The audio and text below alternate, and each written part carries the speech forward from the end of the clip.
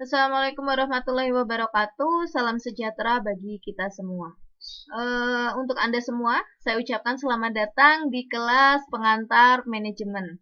Baik, untuk mata kuliah pengantar manajemen ini akan diampu oleh saya, Mira Andriana.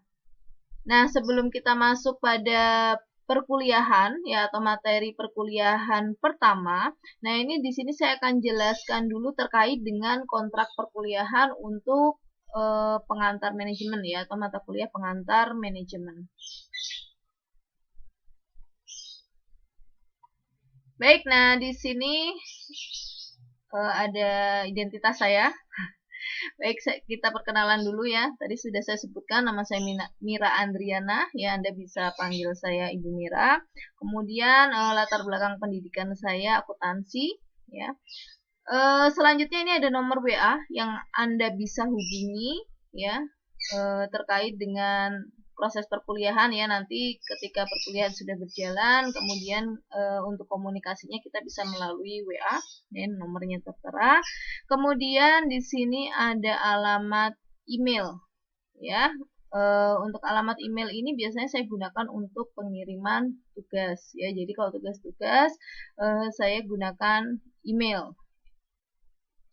Baik, saya lanjutkan. Nah, di sini untuk mata kuliah pengantar manajemen sendiri ya, merupakan mata kuliah yang memberikan pembelajaran atau pengetahuan mengenai manajemen dan tata kelola manajemen, bagaimana memahami fungsi-fungsi manajemen yang harus dilaksanakan oleh seorang manajer dalam mengelola perusahaan atau organisasi. Nah, ini secara umum gambaran untuk mata kuliah manajemen adalah seperti ini ya. Jadi memberikan pembelajaran atau pengetahuan terkait dengan manajemen dan tata kelola manajemen ya. Jadi bagaimana seorang manajer itu mengelola perusahaan atau organisasi. Baik, selanjutnya untuk capaian pembelajaran mata kuliah manajemen ya, di sini diharapkan nanti Anda semua di akhir semester atau di akhir perkuliahan mampu menjelaskan tentang arti manajemen dan fungsi-fungsi manajemen serta penerapannya dalam perusahaan. Nah, ini yang diharapkan ya setelah nanti Anda mengikuti kelas pengantar manajemen ini. Nah, selanjutnya untuk buku acuan. Buku acuan saya gunakan 2 buku, sebenarnya untuk pengantar manajemen bukunya itu sangat banyak ya. Anda bisa gunakan buku misalnya selain buku yang ini Anda punya, nah itu Anda bisa gunakan juga. Tapi untuk saya sendiri saya menggunakan buku acuan yang pertama ini buku milik Agus Wibowo, pengantar manajemen ya, penerbitnya YPAT Semarang. Kemudian yang kedua buku milik Dedi Ansari Harahap ya dan Dita Amanah sama tentang dengan judul pengantar manajemen ya, penerbitnya Alfabeta Bandung. Itu untuk buku acuan yang digunakan. Kemudian kita masuk ke komponen penilaian. Nah, untuk komponen penilaian ini ada 3 ya, jadi ini harap diperhatikan ya. Jadi untuk komponen penilaian itu tugas ya, tugas akan diberikan setiap pertemuan atau per pertemuan itu ada tugas ya. Kemudian ujian tengah semester atau UTS, dan yang terakhir adalah UAS atau ujian akhir semester.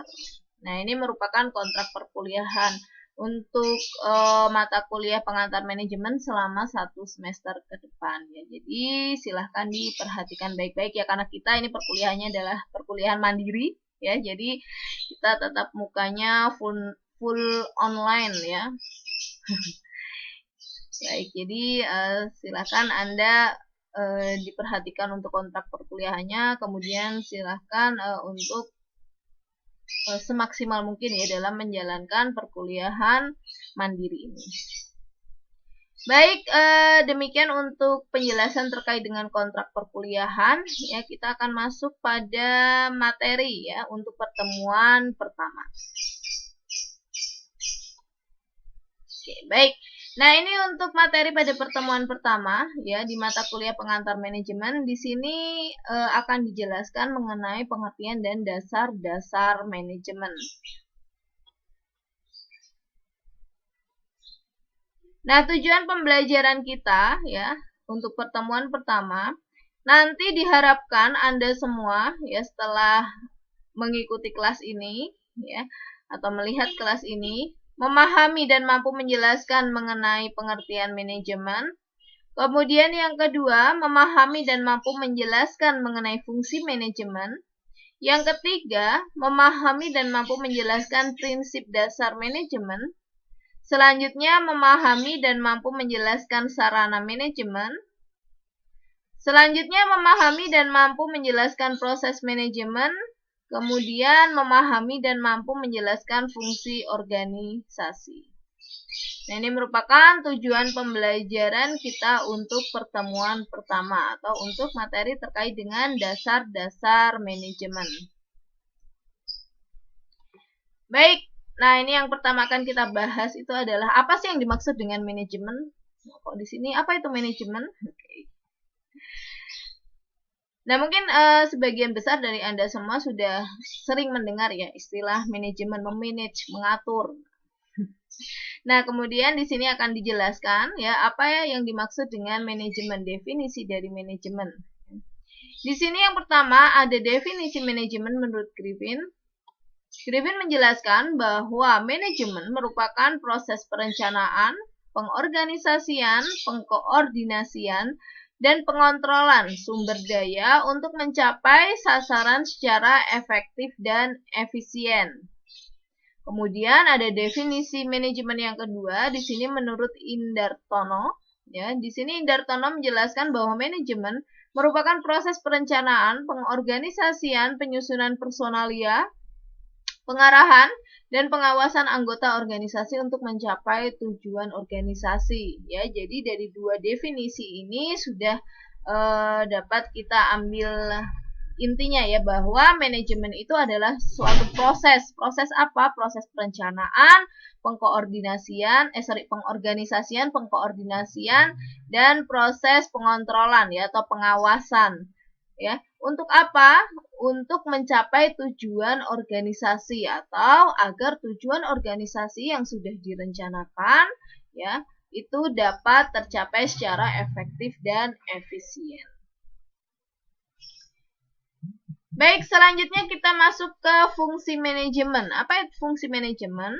Ya, di sini fungsi manajemen merupakan elemen dasar ya yang melekat dalam proses manajemen. Ya, dan dijadikan acuan manajer ya untuk mengelola perusahaan ya. Jadi elemen dasar yang melekat pada manajemen ya. Nah, kemudian fungsi ini yang digunakan oleh seorang manajer untuk mengelola perusahaan atau organisasi. Nah, selanjutnya apa saja fungsi manajemen ya? Di sini fungsi manajemen yang pertama adalah perencanaan, yang kedua pengorganisasian, yang ketiga penyusunan personalia, kemudian yang keempat pengarahan, dan yang terakhir pengawasan. Nah, untuk fungsi manajemen ini ya sesuai dengan definisi dari manajemen tadi ya. Manajemen tadi didefinisikan sebagai proses perencanaan, pengorganisasian, penyusunan personalia, pengarahan, dan pengawasan. Nah, fungsinya sendiri itu mengacu pada definisinya ya. Jadi fungsi manajemen apa? Fungsi manajemen itu ada 5. Yaitu perencanaan ya, dia harus merencanakan apa sih yang akan dikerjakan di dalam suatu perusahaan atau organisasi. Kemudian pengorganisasian, penyusunan personalia ya, pengarahan, pengawasan. Nah, ini merupakan 5 fungsi manajemen ya, dan akan kita bahas satu-satu. Baik, yang pertama adalah perencanaan ya atau plan. Nah, plan di sini atau perencanaan ini merupakan hal terpenting ya di dalam suatu organisasi atau perusahaan.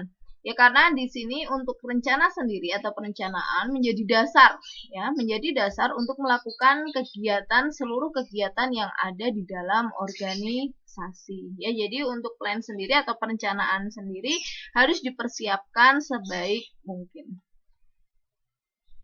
Nah, apa yang dilakukan dalam fungsi perencanaan ini? Nah, di sini ya, di dalam fungsi perencanaan, seorang manajer itu melakukan pemilihan atau penetapan tujuan organisasi. Selanjutnya, setelah menetapkan tujuan organisasi, ya, manajemen itu harus menentukan strategi, ya, strategi apa yang akan digunakan untuk mencapai tujuan organisasi. kemudian kebijakan, proyek, program, prosedur, kemudian metode ini bisa cara kerja, kemudian sistem, ya, anggaran dan standar yang dibutuhkan untuk mencapai tujuan organisasi yang telah ditetapkan sebelumnya. Nah, ini jadi butuh kehati-hatian ya dalam melakukan perencanaan ya, karena untuk fungsi perencanaan sendiri di sini menjadi dasar ya untuk melakukan kegiatan-kegiatan ya yang ada di dalam suatu organisasi atau perusahaan. Selanjutnya kita masuk fungsi yang kedua, yaitu fungsi organizing atau pengorganisasian. Nah, di sini untuk fungsi organizing yaitu fungsi yang menentukan sumber daya dan kegiatan yang dibutuhkan untuk mencapai tujuan. Ya, jadi untuk organizing sendiri adalah proses untuk menentukan tugas, wewenang dan tanggung jawab setiap individu di dalam suatu organisasi. Ya, jadi menentukan sumber daya dan kegiatan yang dibutuhkan ya untuk mencapai suatu tujuan atau untuk mencapai tujuan organisasi yang telah ditetapkan. Nah, selanjutnya pada organizing di sini ya fungsinya adalah merancang ya dan mengembangkan organisasi untuk mencapai tujuan. Kemudian memberikan penugasan dan tanggung jawab ya kepada setiap individu yang ada di dalam organisasi. Selanjutnya, fungsi yang terakhir adalah terkait dengan organizing, mendelegasikan wewenang kepada individu. Nah, ini merupakan fungsi manajemen yang kedua, yaitu organizing ya. Di sini pada fungsi organizing ini menentukan ya tugas dan tanggung jawab ya serta individu yang dibutuhkan ya untuk mencapai tujuan organisasi atau perusahaan. Selanjutnya kita masuk ke fungsi yang ketiga, yaitu penyusunan personalia. Nah, pada fungsi yang ketiga ini dilakukan penarikan, pelatihan, pengembangan, penempatan, dan pemberian orientasi kepada karyawan dalam lingkungan kerja yang menguntungkan dan produktif. Ya, jadi pada tahap penyusunan personalia di sini, ya manajemen melakukan penarikan atau rekrutmen, kemudian training atau pelatihan, ya kemudian pengembangan, penempatan, ya yang sesuai dengan kapasitasnya SDM tersebut, ya dan memberikan orientasi. Ya, memberikan orientasi kepada karyawan dalam lingkungan kerja. Selanjutnya, fungsi pengarahan. Di sini, ya pada fungsi pengarahan, manajemen membuat karyawan melakukan apa yang diinginkan, ya dan yang harus dilakukan. Ya, jadi di sini manajer atau seorang manajer harus memberitahu nih kepada karyawannya atau kepada bawahnya apa sih yang harus dilakukan ya atau apa sih yang diinginkan oleh si manajer. Tujuannya apa? Tujuannya adalah untuk mencapai tujuan perusahaan atau organisasi yang sudah ditetapkan sebelumnya. Nah, ini ya fungsi ini meminta para karyawan untuk bergerak menuju tercapainya suatu tujuan. Selanjutnya, ya, fungsi yang terakhir adalah pengawasan. Nah, pengawasan sendiri, ya ini membantu manajemen menyelesaikan tanggung jawabnya secara efektif dengan melaksanakan analisa, penilaian, rekomendasi, dan laporan. Nah, apa yang dilakukan dalam fungsi pengawasan? Yang pertama adalah menetapkan standar pelaksanaan. Ya, jadi harus tahu nih standar pelaksanaannya atau standar kegiatan yang ada di dalam organisasi atau perusahaan itu seperti apa. Ya, harus dibuat dulu standarnya. Kemudian yang kedua, menentukan ukuran pelaksanaan. Yang ketiga, mengukur pelaksanaan. Ya, jadi kegiatan yang sudah terjadi itu diukur ya dengan cara yang keempat membandingkan dengan standar yang sudah ditetapkan sebelumnya. Ya, jadi apa yang sudah terjadi nanti akan dibandingkan atau di-compare dengan standar yang sudah dibuat sebelumnya. Nah, kemudian yang terakhir mengambil tindakan koreksi bila ada penyimpangan. Nah, setelah dibandingkan dengan standar, ya standar yang sudah ada, nah bila memang ada penyimpangan, ya. Nah, itu si manajer atau pihak manajemen itu dapat mengambil tindakan koreksi. Nah, ini merupakan fungsi yang terakhir dari manajemen, ya. Jadi tadi ada 5 fungsi manajemen, ya, perencanaan, kemudian ada organizing, ya, kemudian ada penyusunan personalia, kemudian tadi yang keempat, ya, ada pengarahan, ya, atau actuating. Nah, di sini manajer atau manajemen memberikan pengarahan kepada karyawannya, ya, agar bergerak untuk mencapai tujuan yang telah ditetapkan sebelumnya, dan yang terakhir adalah controlling atau pengawasan.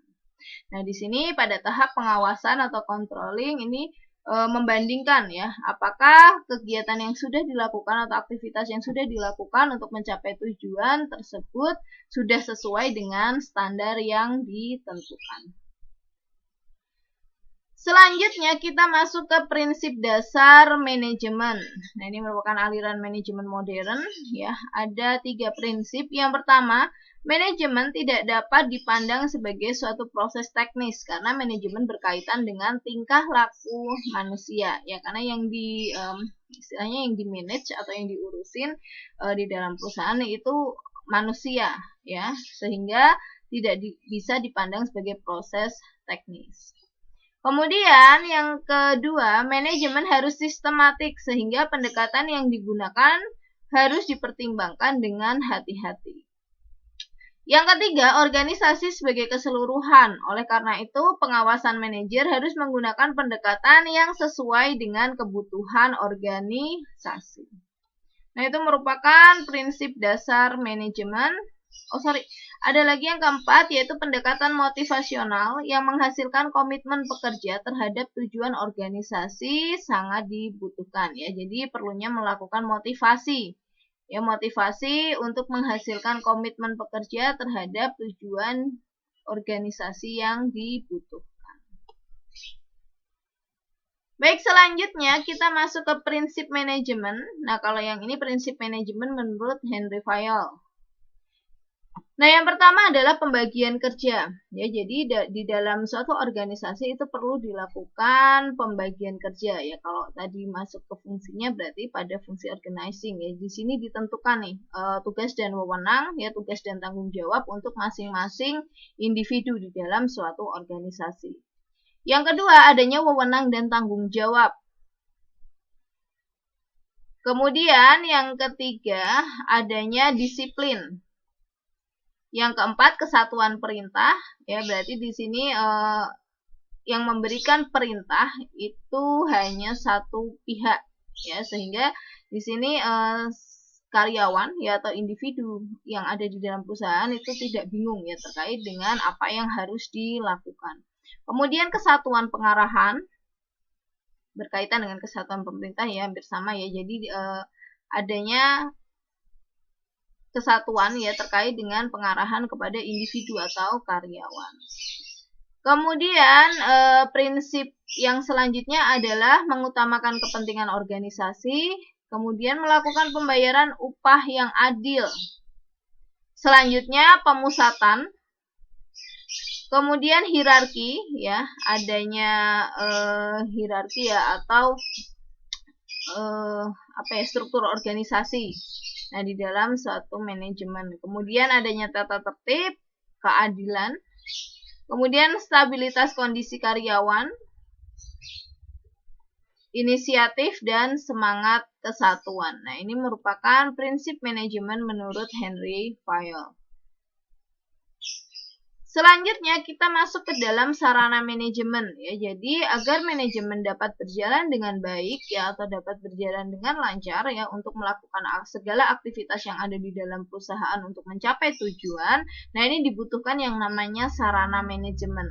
Nah, selanjutnya apa saja yang menjadi sarana dalam manajemen? Yang pertama adalah atau orang atau SDM, ya, sumber daya manusia.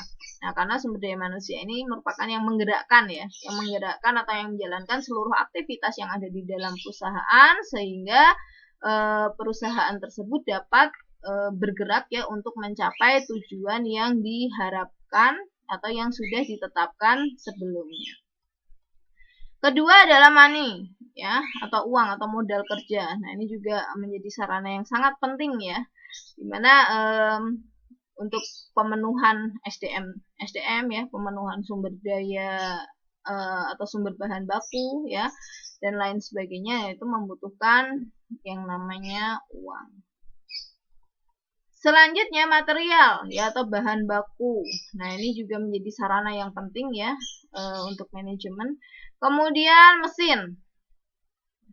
Oke, mesin ini juga penting ya, mengingat sekarang juga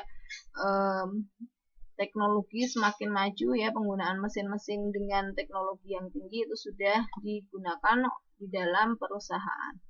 Kemudian metode ya, atau cara kerja. Nah, ini juga penting ya untuk menjalankan suatu perusahaan ya, manajemen harus menentukan nih cara kerja yang akan digunakan seperti apa. Kemudian market atau pasar.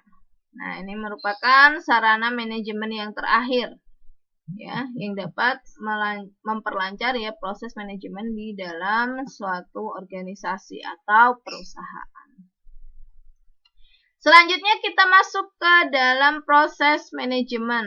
Nah, di sini ada 4 proses manajemen ya. Yang pertama adalah proses perencanaan. Pada proses perencanaan, di sini meliputi gagasan bahwa manajemen mengantisipasi berbagai kondisi, ya, seperti peluang dan kendala di masa yang akan datang, dan berusaha menetapkan lebih dulu apa yang harus dilakukan dan apa yang akan dicapai. Ya, jadi dalam proses perencanaan di sini,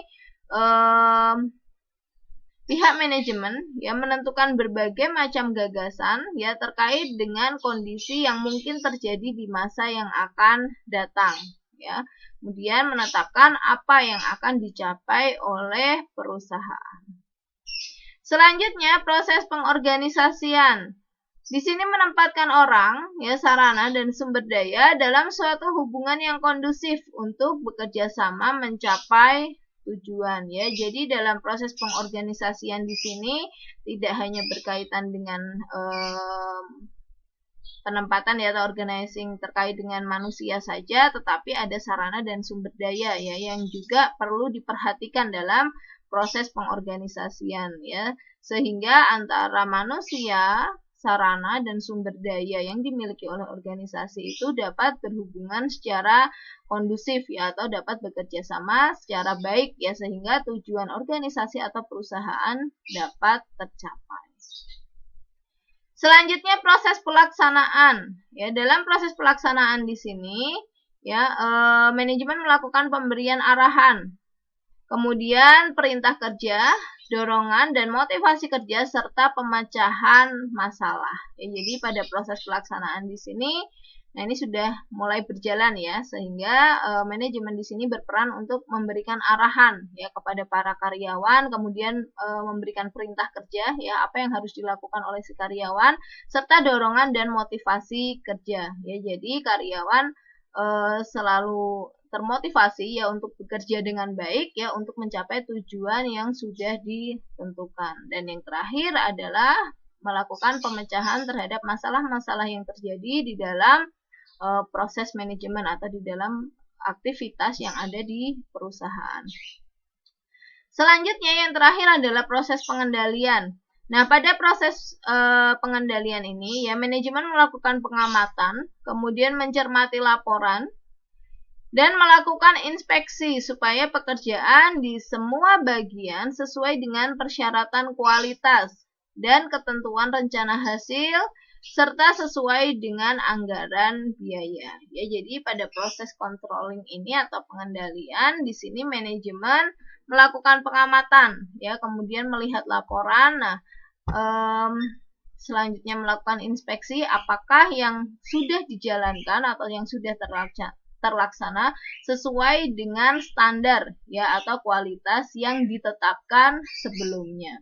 Nah, kemudian juga menyesuaikan dengan anggaran biaya ya yang sudah ditetapkan sebelumnya. Apakah yang sekarang berjalan atau aktivitas yang kegiatan yang sudah berjalan sekarang itu sudah sesuai dengan standar. Nah, jika misalnya ada penyelewengan seperti yang tadi sudah disampaikan di materi terkait dengan fungsi controlling ya, jika ada penyelewengan ya berdasarkan hasil pencermatan tadi atau hasil analisa tadi, nah berarti di sini peran manajemen atau manajer adalah melakukan perbaikan ya atas penyelewengan yang terjadi. Nah, selanjutnya kita masuk ke organisasi ya, karena yang kita bahas tadi manajemen pada organisasi atau perusahaan. Nah, di sini kita akan bahas juga mengenai apa sih yang dimaksud dengan organisasi.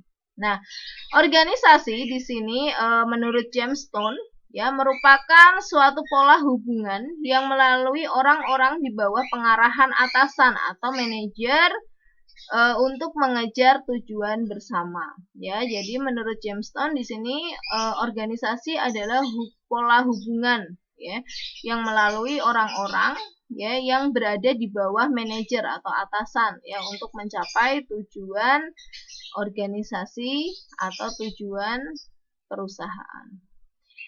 Kemudian menurut Bernard, organisasi merupakan suatu sistem aktivitas kerjasama yang dilakukan dua orang atau lebih. Nah, kemudian yang terakhir definisi organisasi menurut Stephen Robin. Di sini dikatakan bahwa organisasi merupakan kesatuan sosial yang dikoordinasikan secara sadar dengan batasan yang relatif dapat diidentifikasi, yang bekerja terus-menerus untuk mencapai tujuan bersama. Nah, ini merupakan definisi dari organisasi ya. Organisasi ini adalah tempat ya yang nantinya akan dimanage oleh seorang manajer ya, sehingga tujuan organisasi yang sudah ditetapkan atau yang diharapkan itu dapat tercapai. Selanjutnya ya terkait dengan organisasi. Organisasi terbentuk ya karena dipengaruhi oleh beberapa aspek ya, diantaranya adalah kesamaan visi misi ya atau adanya keinginan untuk perwujudan eksistensi ya, sehingga muncullah yang namanya organisasi. Nah, selanjutnya orang-orang yang ada di dalam organisasi itu memiliki keterkaitan yang terus-menerus atau keterikatan ya yang terus-menerus. Sehingga dalam organisasi setiap orang harus dapat berinteraksi dengan semua struktur agar dapat berinteraksi secara efisien dan efektif ya. Jadi karena ada keterikatan yang terus-menerus kan mereka saling terkait nih ya selama berada di suatu organisasi tersebut. Nah, maka yang harus dilakukan adalah setiap orang tersebut harus memiliki interaksi ya, kemudahan interaksi di segala struktur ya, sehingga dapat berpartisipasi atau berinteraksi secara efektif.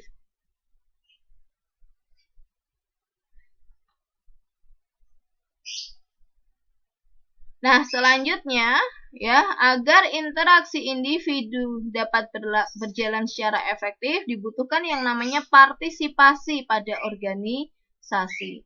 Nah, dengan partisipasi setiap individu dapat lebih mengetahui hal apa yang harus dilakukan ya. Jadi dengan adanya kemudahan interaksi di berbagai struktur. Nah, caranya gimana nih agar interaksi tersebut, karena tadi ya organisasi kan dikatakan sebagai keterikatan orang-orang yang ada di dalam suatu perusahaan ya atau organisasi. Nah, mereka membutuhkan interaksi yang efektif ya untuk mencapai tujuan. Nah, caranya melakukan interaksi yang efektif bagaimana? Dengan melibatkan orang-orang tersebut di dalam organisasi. Nah, yang dibutuhkan apa berarti? Partisipasinya. Ya, partisipasi orang-orang tersebut atau karyawan-karyawan tersebut di dalam organisasi. Karena dengan berpartisipasi setiap individu dapat lebih mengetahui nih apa yang harus dilakukan. Nah, partisipasi sendiri ya diartikan sebagai keterlibatan mental, pikiran, emosi, atau perasaan seseorang dalam suatu kelompok yang mendorong untuk memberikan sumbangan kepada kelompok dalam usaha mencapai tujuan serta turut bertanggung jawab terhadap usaha kelompok yang bersangkutan. Ya, jadi untuk partisipasi sendiri adalah keterlibatan keseluruhan ya dari seseorang ya. Jadi tidak hanya fisik ya, tapi juga keterlibatan mental, pikiran dan emosional ya, serta perasaan seseorang ya di dalam suatu kelompok. Nah, kemudian apa yang menjadi unsur penting dalam partisipasi? Nah, di sini ada unsur penting menurut Davis. Partisipasi atau keikutsertaan merupakan suatu keterlibatan mental dan perasaan lebih dari keterlibatan secara jasmania. Ya, tadi sudah disampaikan pada definisi terkait dengan partisipasi, jadi tidak hanya jasmania saja yang terlibat, tapi juga mental dan perasaan seseorang. Ya, karena tadi sudah dikatakan ya di dalam suatu organisasi itu ada keterikatan yang terus-menerus ya. Untuk individu yang ada di dalam organisasi tersebut. Kemudian yang kedua, kesediaan memberi suatu sumbangan kepada usaha untuk mencapai tujuan kelompok. Berarti bahwa terdapat rasa senang dan sukarela untuk membantu kelompok. Kemudian yang ketiga, ada tanggung jawab. Ya, unsur tersebut merupakan unsur yang menonjol dari rasa menjadi seorang anggota dari suatu organisasi atau perusahaan. Adanya sense of belonging. Jadi adanya rasa memiliki ya. Dengan adanya rasa memiliki tersebut ya, seseorang akan bertanggung jawab terhadap apa yang harus dikerjakan. Nah, ini merupakan unsur penting dari partisipasi menurut Davis. Kemudian, syarat mutlak partisipasi dapat berjalan secara efektif. Yang pertama adalah waktu. Waktu yang dimaksudkan adalah untuk memahami pesan yang disampaikan oleh si pemimpin. Pesan tersebut mengandung informasi mengenai apa, bagaimana, serta mengapa diperlukan peran serta seorang individu tersebut. Kemudian yang kedua, apabila dalam kegiatan partisipasi diperlukan dana perangsang, ya hendaknya dibatasi seperlunya agar tidak menimbulkan kesan memanjakan dan menimbulkan efek negatif ya. Jadi jika di dalam kegiatan perusahaan ya atau kegiatan partisipasi tadi dibutuhkan dana perangsang. Dana perangsang ini contohnya kayak diberikan misalnya insentif atau bonus ya, itu tujuannya kan untuk memotivasi seseorang. Nah, tetapi ketika memberikan dana perangsang ini ya perlu diperhatikan ya, jadi tidak terkesan seperti memanjakan ya, yang akhirnya nanti tidak sesuai dengan apa yang diharapkan dari pemberian si dana perangsang tadi. Kemudian, subjek partisipasi hendaknya relevan atau berkaitan dengan organisasi di mana individu tergabung. Nah, ini yang penting ya. Jadi, subjek partisipasi atau seorang individu ini harus relevan ya atau sesuai dengan organisasi di mana individu tersebut berada atau tergabung. Yang artinya ketika misalnya dikaitkan dengan pekerjaan, ya harus yang sesuai dengan background pendidikannya. Ya jadi nyambung ya. Jangan misalnya anak teknik ditempatkan di misalnya keuangan. Nah, itu nggak nyambung atau nggak relevan ya, sehingga ketika diberikan pekerjaan-pekerjaan ya, seseorang itu dapat melakukan dengan baik ya jika apa yang diberikan atau apa yang dia lakukan ya. Nah, itu relevan atau berkaitan dengan organisasi di mana individu tersebut tergabung. Selanjutnya, partisipasi harus memiliki kemampuan untuk berpartisipasi. Dalam arti kata yang bersangkutan memiliki luas lingkup pemikiran dan pengalaman yang sama dengan komunikator. Komunikator itu adalah orang yang menyampaikan informasi, ya. Dan kalaupun belum ada, maka unsur-unsur itu harus ditumbuhkan oleh komunikator. Nah, ini juga hal yang terpenting ya agar partisipasi berjalan dengan efektif, yaitu si individu ya harus memiliki pemikiran yang sama ya dengan si komunikator ya. Ini apa? Biar nyambung ya, biar nyambung apa yang disampaikan oleh komunikator atau informasi apa yang disampaikan oleh si komunikator itu dapat diterima dengan baik ya oleh si individu yang bersangkutan. Nah, kalau memang belum ada, nah tugas komunikator ini bertambah ya. Jadi si komunikator ini harus menumbuhkan pemahaman kepada si individu ya, sehingga tadi pemikiran antara si individu itu bisa sesuai dengan apa yang diharapkan dari si komunikator.